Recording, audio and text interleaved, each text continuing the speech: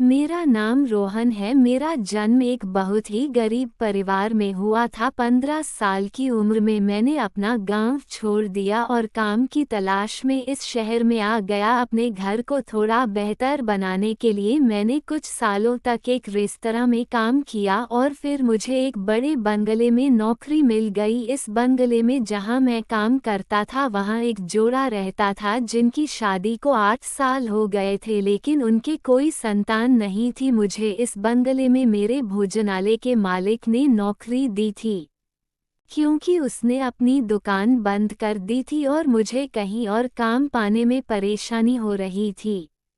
नया मालिक भी बहुत अच्छा था और पिछले मालिक की तुलना में अधिक भुगतान करता था। मैंने अब पहले से अधिक पैसे घर भेजना शुरू कर दिया।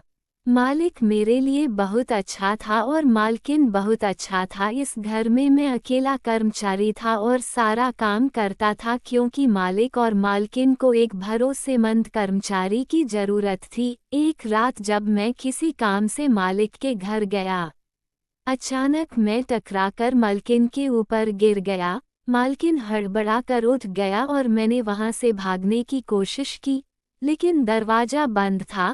मालिक और मालकिन के कमरे की सफाई करते समय मैंने उनकी शादी की तस्वीरें देखीं। मालकिन बहुत खूबसूरत थी, मैं जवान थी और शादी का सपना देख रही थी, लेकिन मेरी शादी इतनी जल्दी नहीं हो सकती थी क्योंकि मेरी हालत में अभी भी सुधार नहीं हुआ था। जब मैंने मालेकिन को देखा तो मुझे लगा कि मेरी पत्नी भी मालेकिन की तरह ही खूबसूरत है। मेरे पिता एक गरीब आदमी थे, इसलिए घर का खर्च चलाने के लिए मुझे गांव से काम पर आना पड़ा। मैं अपने माता पिता की इकलौती संतान थी और उनकी देखभाल करती थी और घर में काम करने के लिए मुझे दोगुना वेतन मिलता था, जिससे मेरे माता पिता बहुत खुश होते थे। मेरे पिताजी ने कहा कि अगर मुझे ये नौकरी पहले मिल जाती और मुझे मालिक के घर में काम करने में कोई परेशानी नहीं होती तो हमें कितना फ़ायदा होता। मुझे रहने के लिए एक छोटा सा क्वार्टर दिया गया था। आज मैंने पूरा दिन बंगाल में बिताया। मकान मालिक ने मेरे साथ बहुत अच्छा व्यवहार किया। मालिक घर से काम करते थे और घर में कई जगहों पर उनकी तस्वीरें लगी हुई थीं। जब भी मैं उनकी तस्वीरें देखता तो मालिक मुझे अजीब नज़रों से देखते। एक दिन जब मैं रसोई में खाना बना रही थी तो मलकिन वहां आई और उसने मुझसे पानी मांगा। उसने मुझे राजू कहा, जो कि मेरा नाम नहीं था। मैंने उसे अपना नाम रोहन बताया। मालकिन शर्मिंदा हुई और उसने मुझसे माफ़ी मांगी और कहा कि उसे लगा कि मैं एक पुराना कर्मचारी हूं। तभी मालिक रसोई के दरवाजे पर आए और मैंने उनसे पूछा कि क्या उन्हें किसी चीज़ की ज़रूरत है। मालिक नाराज हो गए और कहा कि यह तुम्हारा घर नहीं, मेरा घर है, इसलिए मुझसे पूछे बिना कोई निर्णय मत लेना। मैं बहुत शर्मिंदा हुआ। मालिक ने समझाने की कोशिश की कि मेरा मतलब कुछ और था, लेकिन मालिक ने मुझसे कहा कि रात को जल्दी मत सो, मुझे तुमसे एक काम है। मैंने जल्दी से खाना बनाना शुरू कर दिया, लेकिन मेरा दिमाग इस बात पर अटका हुआ था कि पिछले कर्मचारी का क्या हुआ जिसने नौकरी छोड़ दी थी। मैं कुछ देर तक इन चीज़ों के बारे में सोचता हूँ और जब खाना बन जाता है तो मैं मालिक को सूचित करता हूँ और फिर उनके लिए मेज पर भोजन की व्यवस्था करता हूँ। उन्होंने खाना खत्म किया तो मैं किचन में बैठकर खाना खाने लगा। खाना खाने के बाद मेरी माँ का फ़ोन आया और मैं उनसे बात करने में व्यस्त हो गया। मैं अपनी माँ को अपने बारे में बता रहा था कि मैंने आज क्या किया। तभी मुझे लगा कि फ़ोन पर किसी की नज़र है। मैं दरवाजे की ओर देखने के लिए मुड़ा और हौंकने लगा क्योंकि मालिक दरवाजे के सामने खड़ा था और वे मुझे ऐसे देख रहे थे जैसे मैंने उन्हें कोई बहुत बड़ा नुकसान पहुंचाया हो। मैं डर गया और जल्दी से फ़ोन काट दिया और दरवाजे के बगल वाले मालिक के पास गया। मैंने कहा, हाँ मालिक, क्या हो रहा है? उन्होंने अचानक मेरा कॉलर पकड़ लिया और कहा कि मैंने तुम्हें बताया था कि तुम मेरे घर खाना खाने के बाद आ जाना। भूल गई कि ये सुनकर मैं हैरान रह गया और मुझे याद आया कि यह वास्तव में मेरी गलती थी। शुरुआती दिनों में मालिक मेरे साथ बहुत अच्छा व्यवहार करता था। जब मैं यहाँ नया था तो मालिक ने मेरे साथ बहुत अच्छा व्यवहार किया। अब चूंकि मुझे यहाँ काम करते हुए 1 सप्ताह हो गया है और मेरा काम 24 घंटे परिपक्व हो गया है, तो मालिक ने मेरे साथ बहुत बुरा व्यवहार करना शुरू कर दिया है और वे अजीब गुस्से से मुझसे बात करने लगे। मैंने मालिक से कहा, मालिक, मुझे माफ़ कर दो, मुझसे गलती हो गई। मैंने ज़बरदस्ती अपना हाथ उनके सामने कर दिया और उन्होंने मुझे देख लिया और मुझ पर दया की और कहा कि जल्दी से मेरे साथ चलो, मेरे कमरे में आओ। उन्होंने मेरा कॉलर खोल दिया और अपने कमरे में चले गए। मैंने जल्दी से अपनी शर्ट ठीक की क्योंकि जब मालिक ने मेरा कॉलर पकड़ा तो मेरी शर्ट ऊपर हो गई थी। मैं मालिक के घर गया तो मालिक घर में नहीं था। मालिक बाहर बगीचे में अपने दोस्त से फ़ोन पर बात कर रहा था।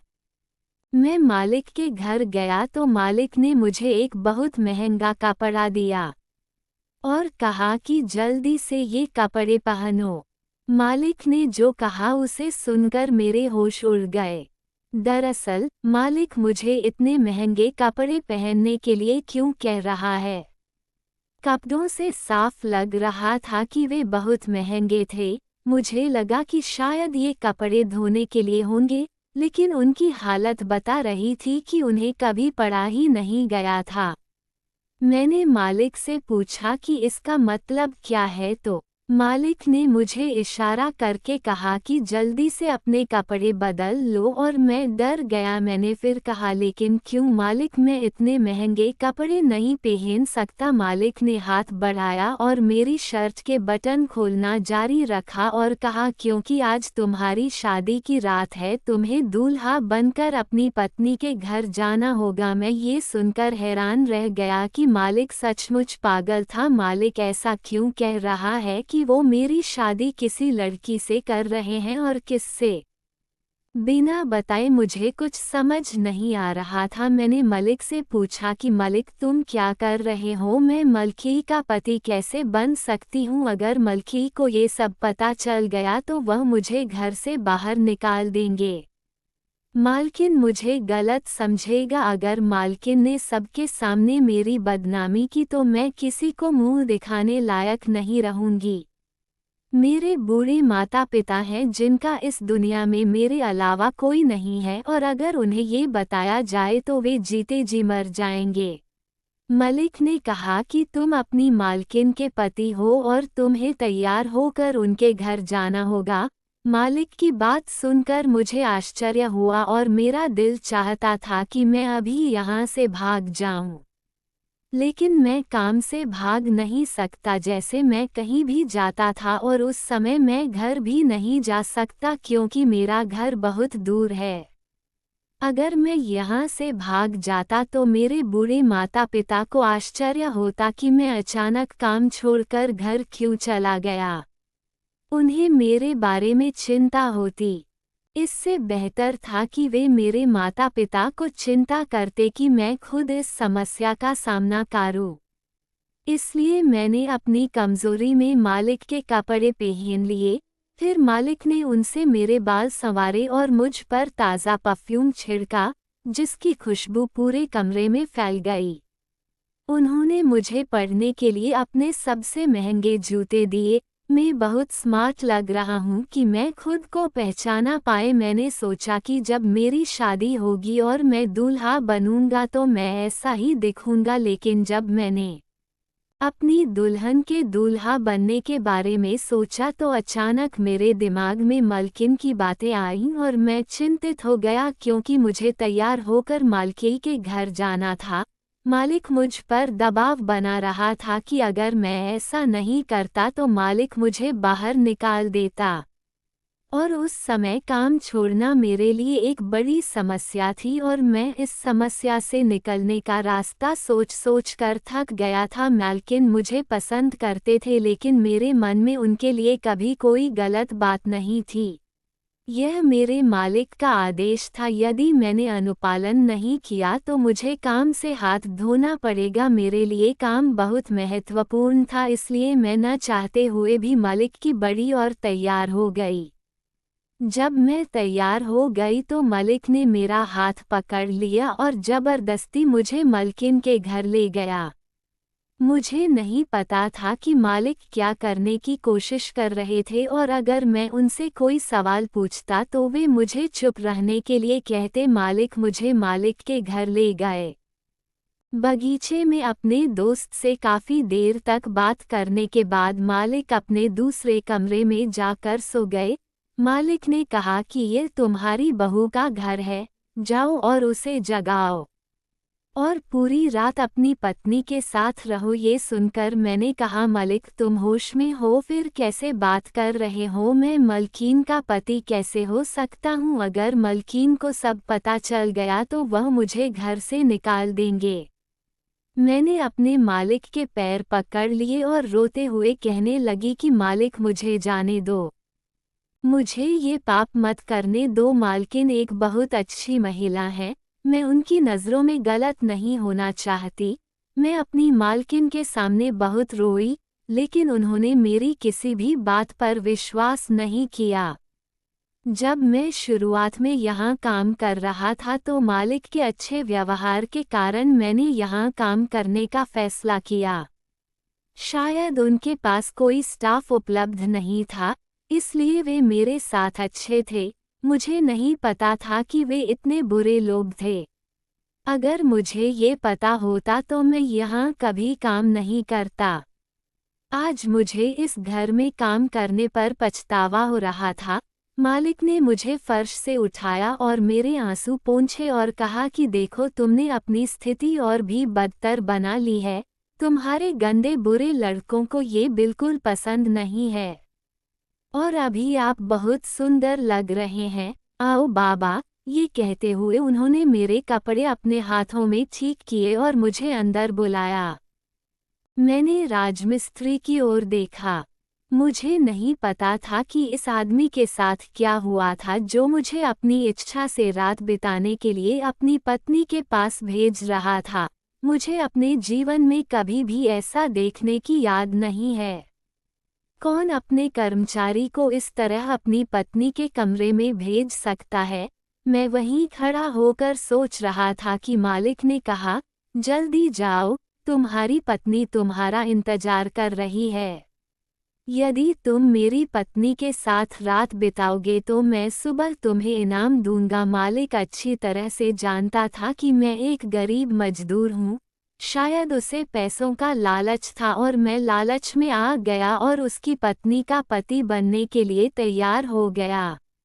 लेकिन मुझे पैसों का बिल्कुल भी लालच नहीं था, इसलिए मैंने मालिक से कहा कि आप मुझे पैसों का लालच मत दीजिए। मुझे औरत की इज्जत बहुत प्यारी है। आप मेरे बारे में ऐसा ही सोचते हैं। मैं ऐसा नहीं हूँ। मैं महिलाओं का बहुत सम्मान करता हूँ। मैंने कभी महिलाओं की तरफ देखा ही नहीं। मलिक को गुस्सा आ गया और मेरे कान में कहा, तो तैयार हो जाए, क्योंकि आज और इस बार मैं तुम्हें यहाँ से बाहर निकाल दूंगा और अगर तुम बाहर नहीं जाना चाहते हो तो तुम्हें घर जाना होगा। इसके साथ ही मालिक ने कमरे का दरवाज़ा खोला और मुझे अंदर धकेल दिया। मैं सीधे बिस्तर पर गिर गया और मालकिन के ऊपर गिर गया जो उसकी तरफ लेटी हुई थी। मालिक ने मुझे इतनी जोर से धक्का दिया कि मैं संभल नहीं पाई, क्योंकि मालिक जिम जाते थे और बहुत मजबूत था। मैं केवल 25 साल का लड़का था जब मुझे एहसास हुआ कि बहुत देर हो चुकी थी। मैं दरवाजे की ओर भागा। मालिक ने उसे बाहर से बंद कर दिया। ये देखकर मैं चिंतित हो गया और मैंने कमरे का दरवाज़ा खटखटाना शुरू कर दिया। मैंने मालिक को दरवाज़ा खोलने के लिए आवाज़ दी, लेकिन दरवाज़ा नहीं खुला। मैं हैरान और चिंतित हूँ। मालकिन को देख रहा हूँ, वे मुझे चौंका कर देख रहे हैं। वे कह रहे हैं कि तुम इस समय मेरे कमरे में क्या कर रहे हो और तुमने किस तरह के कपड़े पहने हैं? क्या आप कहीं जा रहे हैं या कहीं से आ रहे हैं? मालकिन अपने बिस्तर से उठी और मेरी ओर चलने लगी। ये सोचकर मेरा पूरा शरीर कांप रहा था कि मुझे आज की रात अपनी मालकिन के साथ बितानी होगी। और मैंने मालकिन से कहा, कृपया मुझे माफ़ कर दो मालकिन, मुझे गलत मत समझो। ये कहते हुए मैं दरवाजे पर खड़ा हो गया और मेरी आंखें झुकी हुई थीं। मैं बहुत डर गया था कि मुझे रात में एक महिला के कमरे में बंद कर दिया गया था। मालकिन मुझ पर किस तरह की बदनामी कर सकती थी। मैं ज्योतिषी और विनम्र क्यों हूँ, लेकिन किसी महिला पर लांछन लगाने में देर नहीं लगती और लोग लांछन को सच मान लेते हैं। ये बातें सोचते सोचते मेरा पूरा शरीर कांपने लगा और मैं फिर से दरवाज़ा खटखटाने लगा। मालिक, कृपया दरवाज़ा खोलो, मुझे यहाँ से बाहर निकालो। मैं ज़ोर ज़ोर से दरवाज़ा पीटने लगा ताकि मालिक का पागलपन खत्म हो जाए और वह दरवाज़ा खोल दे। लेकिन मालिक ने दरवाज़ा नहीं खोला। मैं दरवाज़ा खटखटाते खटकाते थक गया था और इस बीच मेरा हाथ दुखने लगा था। मालिक चुपचाप एक तरफ खड़ा था। मैंने देखा कि उनकी आंखें चमक रही थीं। थोड़ी देर बाद मालिक मेरी ओर आए और मैंने झट से जबरदस्ती हाथ डाला और कहा कि मालकिन, प्लीज़ मेरे पास मत आना, मैं आपके साथ कुछ नहीं करूँगी। मालिक ने मुझे जबरदस्ती आपके घर भेजा है। मैं अब यहाँ नहीं आना चाहता था। मैं रो रहा था क्योंकि मैं नहीं चाहता था कि मालकिन मुझे गलत समझे। मैंने अपना चेहरा हाथ से ढक लिया था। मैं किसी भी तरह से इस कमरे से बाहर निकलना चाहता था। मैं मालकिन को बता रहा था। उन्होंने मुझे इस घर से बाहर निकाल दिया। मैं अपनी मर्जी से यहाँ नहीं आई हूँ। मुझे आपके पति ने इस घर में भेजा है। मालकिन ने कहा, मैं जानती हूँ कि आप ऐसी नहीं हैं। मैं बहुत शर्मिंदा हूँ। और मैं मालकिन से कह रहा था कि कृपया मुझे दोष मत दो। मालकिन मेरे पास आई और मुझे सांत्वना देते हुए कहा, डरो मत, मुझे पता है कि तुम ऐसी हो। नहीं, मैं बहुत शर्मिंदा थी। और मालकिन से कहती रही, मालकिन कृपया मुझे गलत मत समझो, मैं यहाँ नहीं आना चाहता था। मालकिन ने कहा, मुझे पता है, लेकिन आप यहाँ नहीं रहना चाहते नहीं, आपको अपने मालिक से बात करने के लिए समय चाहिए, वह धीरे धीरे सब समझ जाएंगे। मैं बहुत डरा हुआ था और कहा कि मालकिन, मैं वास्तव में यहाँ नहीं रहना चाहता, कृपया मुझे रिहा कर दीजिए। मैंने मालकिन की आंखों में एक तरह की दया देखी। उन्होंने कहा कि कुछ समय के लिए मीडिया से दूर रहो, आपके मालिक को इलाज की ज़रूरत है और मैं चाहता हूँ कि आप उसका ख्याल रखें। अगर आप दूसरों को बताएंगे कि आपके साथ क्या हो रहा है तो कोई भी आप पर विश्वास नहीं करेगा। मैंने सिर झुकाया और कहा कि मुझे पता है, लेकिन मैं जिस स्थिति में हूँ उसे सहन करना मेरे लिए बहुत मुश्किल है। मालकिन ने कहा, मुझे पता है और मैं आपकी स्थिति को समझता हूँ, लेकिन मुझे ये सुनकर कुछ हद तक आश्वस्त हुआ कि यदि आप मुझ पर भरोसा करते हैं तो सब कुछ ठीक हो जाएगा।